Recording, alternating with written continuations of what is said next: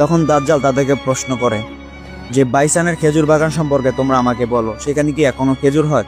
তখন তামিমাত দাঁড়ি বলে, হ্যাঁ সেখানে তো খেজুর হয়। তখন দাজ্জাল বলে, এমন একটা সময় আসবে খুব দ্রুত যে বাইসানের খেজুর বাগানে কোনো খেজুরই পাওয়া যাবে না।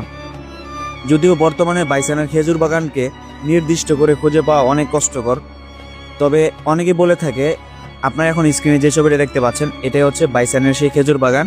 আর এখানে এখন কোনো খেজুর তো দূরের কথা, কোনো গাছই নাই। তো এরপরে দাজ্জাল তাদেরকে প্রশ্ন করে, তোমরা আমাকে তাবারিয়া সাগর সম্পর্কে বলো। যদিও তাবারিয়া সাগর একটি প্রসিদ্ধ সাগর, বর্তমানে তাবারিয়া সাগরে পানি রয়েছে, তবে তাবারিয়ার সাগর 1400 বছর আগে যেরকম ছিল বর্তমানে সেরকমটা নয়, আস্তে আস্তে পানির লেভেল কমতে শুরু করছে। তো এরপরে দাজ্জাল তাদেরকে প্রশ্ন করছে, তোমরা আমাকে দিনের নবী সম্পর্কে বলো। তখন তামিমাত দারি বলেন, তিনি তো বর্তমানে মক্কা থেকে হিজরত করে মদিনায় চলে গেছে,